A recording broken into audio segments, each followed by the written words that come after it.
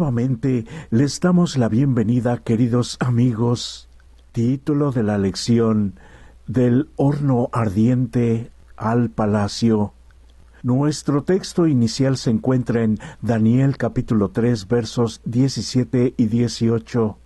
He aquí, nuestro Dios, a quien servimos, puede librarnos del horno ardiente, y de tu mano, oh Rey, nos librará. Y si no, sepas, oh Rey, que no serviremos a tus dioses, ni tampoco adoraremos la estatua que has levantado. Parte número 1. Introducción. Con la prueba de fuego, estos jóvenes, inspirados por el Espíritu Santo, declararon a la nación más poderosa de su tiempo acerca de su fe, y que el Dios al que ellos adoraban era el único Dios verdadero y viviente. Para impresionar a los idólatras con el poder y la grandeza del Dios viviente, sus siervos deben mostrar su reverencia hacia Dios. Deben manifestar que Él es el único objeto de su honra y adoración, y que ni aun la preservación de su vida misma podrá inducirlos a hacer la menor concesión a la idolatría. Aunque afrontar la amenaza de muerte debido a la cuestión de la adoración puede parecer algo de una época antigua y supersticiosa, las Escrituras revelan que en el tiempo del fin, cuando el mundo haya, entre comillas, progresado mucho, ocurrirá algo similar, pero a escala mundial. Por lo tanto, al estudiar esta historia, tenemos una vislumbre, una visión de las cuestiones que, según las Escrituras, enfrentarán los fieles de Dios. Pero igual, recordemos que así como tuvieron a un Dios todopoderoso para librarlos, lo tendremos también en este tiempo. Parte número 2. La imagen de oro. En Daniel capítulo 3 versos 1 al 7, ¿qué es lo que probablemente motiva al rey a hacer esta estatua? Es posible que hayan pasado unos 20 años entre el sueño y la construcción de la imagen. No obstante, parece que el rey ya no puede olvidar el sueño y el hecho de que Babilonia esté condenada a ser reemplazada tiempo después por otros poderes. No satisfecho con ser solo la cabeza de oro, el rey quiere que una imagen íntegramente hecha de oro lo represente, para comunicar a sus súbditos que su reino será recordado a lo largo de toda la historia. Esta actitud de orgullo nos recuerda a los constructores de la Torre de Babel, quienes por su arrogancia intentaron desafiar a Dios mismo. Nabucodonosor no es menos arrogante en este caso. Él ha logrado mucho como gobernante de Babilonia y no puede hacerse a la idea de que su reino con el tiempo dejará de existir. Por ende, en un esfuerzo por autoexaltarse, construye una imagen para recordar su poder y evaluar así la lealtad de sus súbditos. Aunque quizás no sea claro si la imagen pretende representar al rey o a una deidad, debemos tener en cuenta que en la antigüedad las líneas que separaban la política de la religión a menudo eran muy confusas o de plano no existían. También debemos recordar que Nabucodonosor tuvo 2 oportunidades para familiarizarse con el Dios verdadero. En primer lugar, examina a los jóvenes hebreos y los encuentra 10 veces más sabios que sus mismos sabios babilonios. Más adelante, después de que todos los demás expertos no le pudieron recordar el sueño, Daniel le comunica los pensamientos de su mente, el sueño y su interpretación. Finalmente, el rey reconoce la superioridad del Dios de Daniel, pero saber de Dios no impide que Nabucodonosor siga siendo idólatra. ¿Por qué? Lo más probable es que sea por su orgullo. Los seres humanos pecaminosos se resisten a reconocer el hecho de que sus logros materiales e intelectuales son vanidad y están condenados a desaparecer. En ocasiones podemos actuar como pequeños Nabucodonosores, ya que prestamos demasiada atención a nuestros logros y olvidamos lo insignificantes que pueden parecer frente a la eternidad. ¿Cómo podemos aprender a no caer, incluso de maneras muy sutiles, en la misma trampa que Nabucodonosor? Muy en el fondo, el ser humano adora a alguien diferente que al Dios verdadero, y ese alguien puede ser uno mismo, y a veces disfrazado con un manto de humildad. Qué importante es tener presente siempre en nuestra vida diaria la maravillosa grandeza de nuestro querido Dios. Parte número 3. El llamado a adorar. En Daniel capítulo 3 versos 8 al 15 y Apocalipsis capítulo 13 versos 11 al 18 vemos un panorama de lo que sucedió en la época de Daniel y lo que proféticamente ocurrirá en el futuro. La imagen de oro estaba en la llanura conocida como Dura, un lugar que parecía ser un enorme santuario, con un horno que parecía evocar un altar. La música babilónica formaba parte de la liturgia. Se enumeran varios tipos de instrumentos musicales como para transmitir la integridad y la eficacia del protocolo de adoración. Hoy somos bombardeados desde todos lados por llamados a adoptar nuevos estilos de vida y adoración, nuevas ideologías equivocadas y a abandonar nuestro compromiso de adoración al verdadero Dios de acuerdo a su santa palabra, y nos quieren obligar a cambiar nuestra lealtad a los que parecieran ser los sucesores contemporáneos del imperio babilónico para adorar al ser humano, a las cosas creadas y no al Creador. El encanto del mundo a veces parece tan abrumador que nos quiere dominar, especialmente hoy con tanta tecnología y telecomunicaciones casi instantáneas que exigen nuestra atención y no nos dan tiempo para pensar con claridad. Pero debemos recordar que nuestra lealtad suprema pertenece al Dios Creador. Según el calendario profético, estamos viviendo en los últimos días de la historia de la tierra. Apocalipsis capítulo 13 anuncia que los habitantes de la tierra serán llamados a adorar la imagen de la bestia. Esa entidad hará que a todos, pequeños y grandes, ricos y pobres, libres y esclavos, se les pusiese una marca en la mano derecha o en la frente.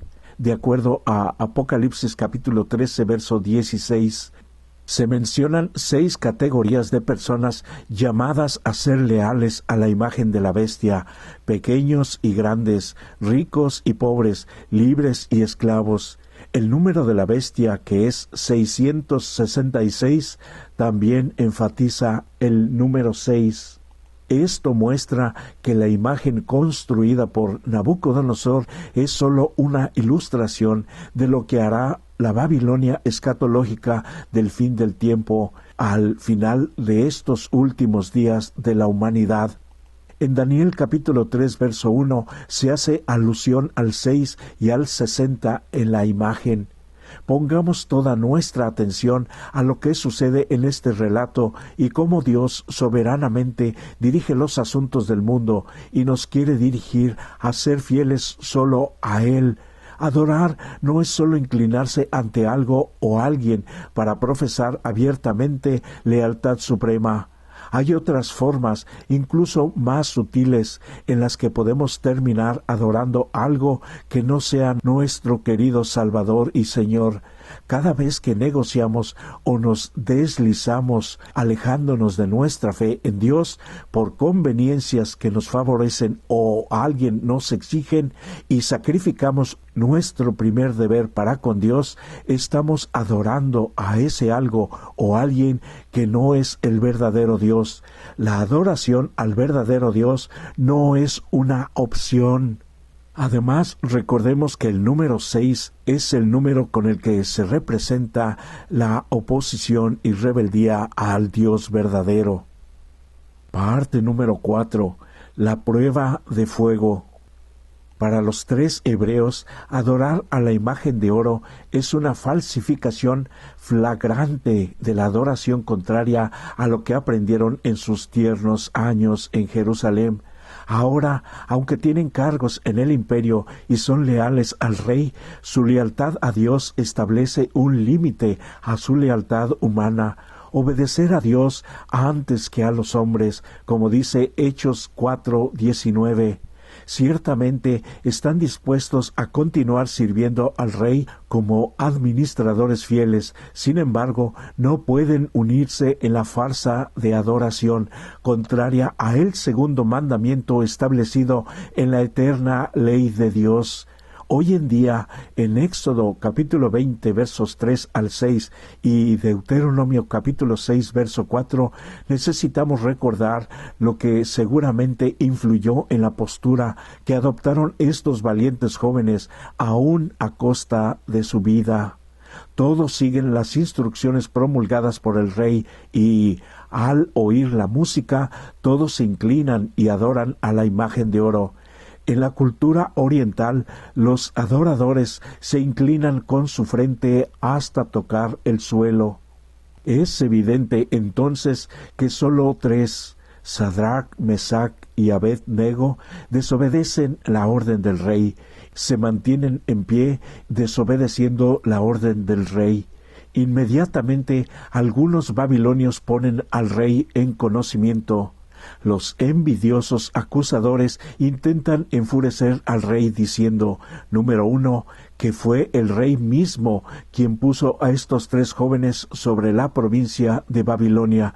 Número 2, que los judíos no sirven a los dioses del rey. Y número 3, que no adoran la imagen de oro que el rey ha erigido. Daniel 3:12. Pero a pesar de enfurecerse contra ellos, el rey ofrece una segunda oportunidad a estos 3 hombres. El rey está dispuesto a repetir todo el procedimiento para que estos hombres puedan retractarse de su posición y adorar a la imagen.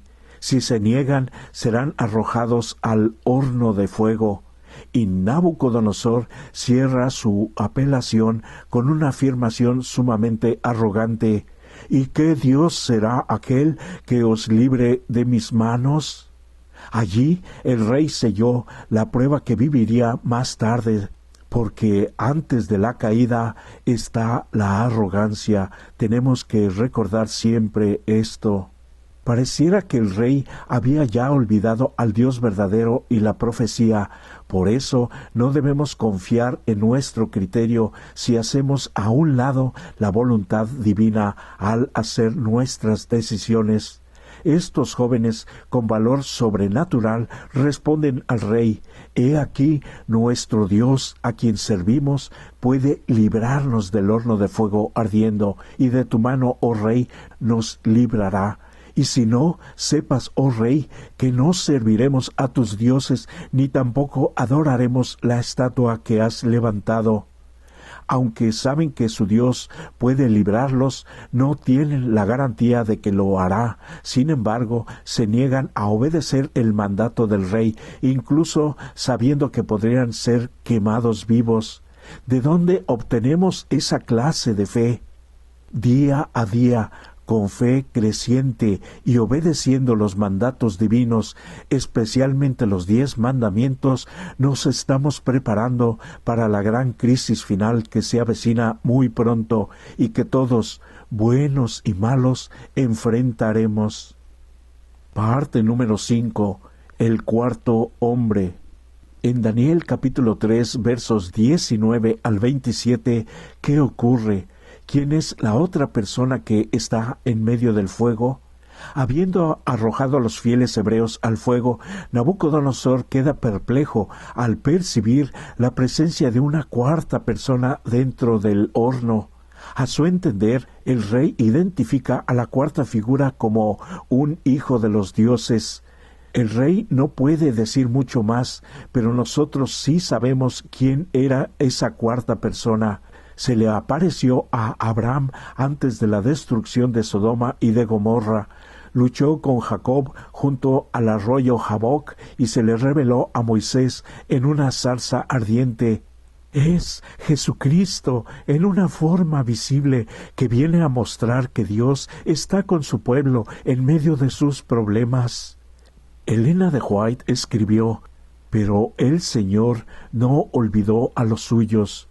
Cuando sus testigos fueron arrojados al horno, el Salvador se les reveló en persona, y juntos anduvieron en medio del fuego, en la presencia del Señor del calor y el frío. Las llamas perdieron totalmente su poder de consumirlos. ¡Qué maravilla!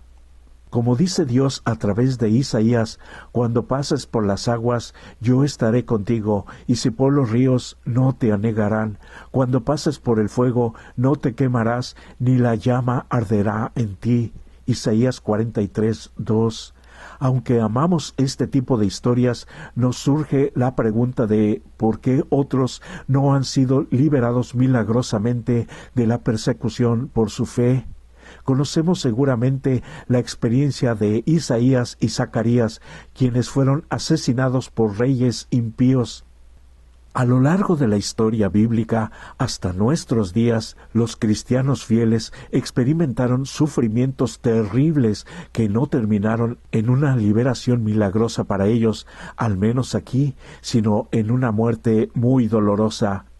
El caso que estamos analizando esta semana es uno en el que los fieles reciben una liberación milagrosa, pero como sabemos, esas cosas no suelen suceder.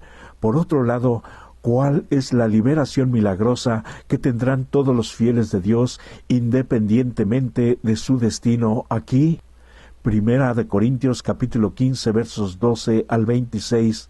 Pase lo que pase, confiemos siempre en Dios, porque tenemos asegurada la liberación final en la segunda venida de nuestro Señor Jesús a todos sus hijos fieles.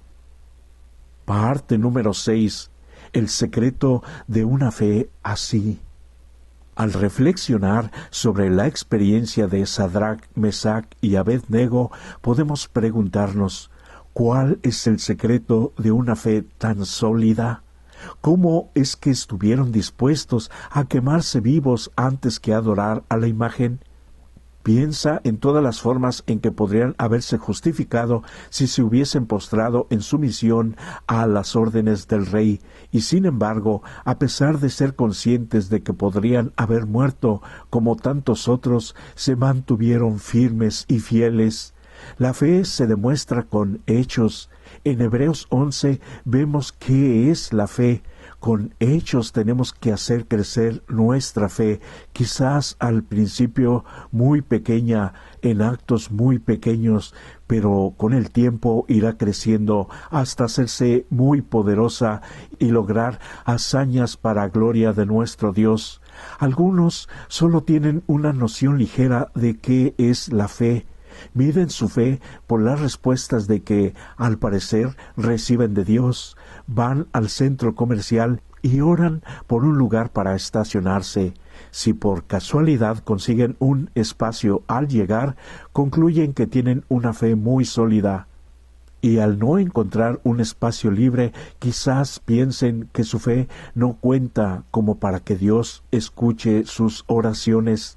Esta interpretación de la fe se vuelve peligrosa porque intenta manipular a Dios y no tiene en cuenta la soberanía y la sabiduría de Dios. De hecho, la verdadera fe, como lo manifiestan los amigos de Daniel, se mide por la calidad de nuestra relación con Dios y la consiguiente confianza absoluta en Él. Es así, no puede funcionar de otra manera. La fe auténtica no busca doblegar la voluntad de Dios para que se adapte a la nuestra, más bien subyuga, se rinde nuestra voluntad a la voluntad de Dios. Como vimos, los 3 hebreos no saben exactamente lo que Dios les tiene reservado cuando deciden desafiar al rey y permanecer fieles a Dios. Deciden hacer lo correcto a pesar de las consecuencias. Esto es lo que realmente caracteriza una fe madura. Mostramos una fe real cuando oramos al Señor por lo que queremos, pero confiamos en que Él hará lo mejor por nosotros. Incluso si en este momento no entendemos lo que está sucediendo ni por qué, ¿de qué formas podemos ejercer la fe día a día? Incluso si en este momento no entendemos lo que está sucediendo ni por qué. ¿De qué formas podemos ejercer la fe día a día, incluso en cosas pequeñas que puedan hacer que nuestra fe crezca y esté preparada para enfrentar mayores desafíos con el tiempo? ¿Por qué en muchos sentidos las pruebas en las cosas pequeñas son las más importantes? La ejemplificaremos con un ejemplo. Es como una relación con nuestra más cercana familia, llámense hijos, llámense padres, llámense esposos. A veces somos muy descuidados en pequeñas atenciones o servicios que ellos necesitan, y por la confianza que les tenemos las ignoramos, y así decimos que son nuestros amados seres queridos. Y en cambio, a personas que a veces ni conocemos, las tratamos con toda la consideración y ayuda posible, hasta en lo más mínimo. ¿De veras amamos a nuestra familia más cercana? ¿Que no nos queremos incomodar para ayudarles a veces, incluso cuando nos están preparando nuestra comida? La verdadera fe es una relación de amor que se muestra aún en las más pequeñas atenciones y que nos preparan para confiar al 100% en una emergencia. Parte número 7. Conclusión y preguntas finales para dialogar. Qué importante es aprender de las lecciones de los jóvenes hebreos en la llanura de Dura. Pronto, algunos de los siervos de Dios, aunque inocentes, serán entregados para sufrir humillación y ultrajes a manos de aquellos que, inspirados por Satanás, están llenos de envidia y fanatismo religioso. La ira del hombre se despertará en forma especial contra los que santifican el sábado del 4º mandamiento, y al fin un decreto mundial los denunciará como merecedores de muerte. El tiempo de angustia que espera al pueblo de Dios requerirá una fe inquebrantable. Sus hijos deberán dejar manifiesto que Él es el único objeto de su adoración y que por ninguna consideración, ni siquiera de la vida misma, pueden ser inducidos a hacer la menor concesión a un culto falso.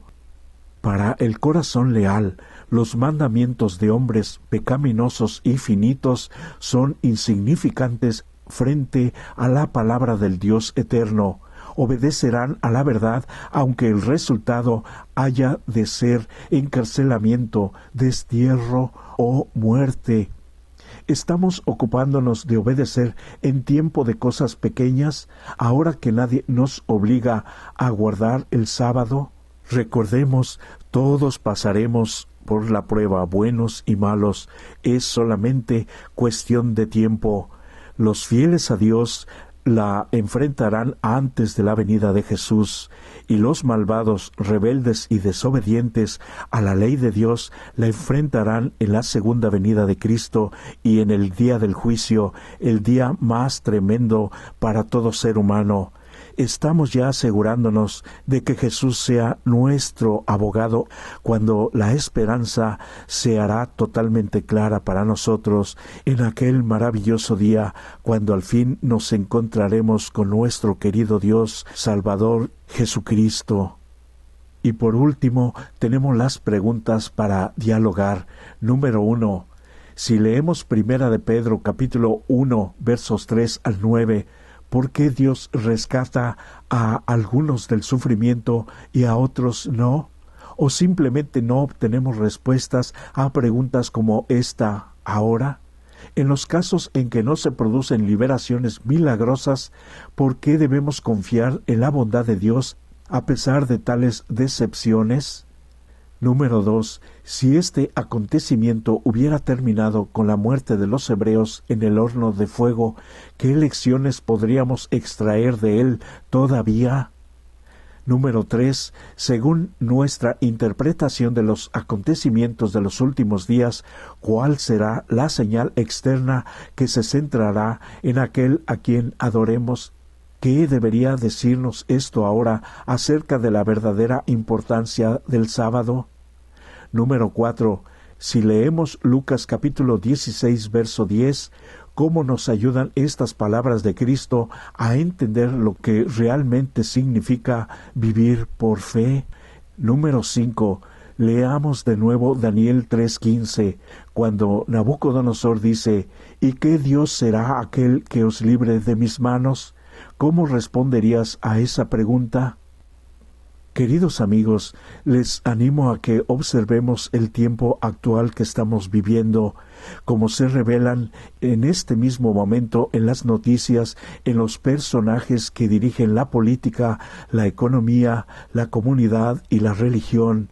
Si tú vas siguiendo a Jesús a través de la bendita palabra, estás echando de ver finalmente las cosas como realmente son y no como tratan para darnos una diferente realidad.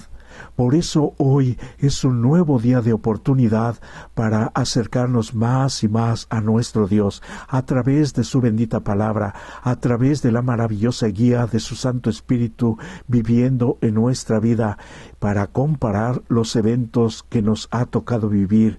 Que Dios te bendiga a tomar las decisiones. Si lo haces del lado de nuestro querido Dios, te garantizo que tarde o temprano tienes la victoria asegurada.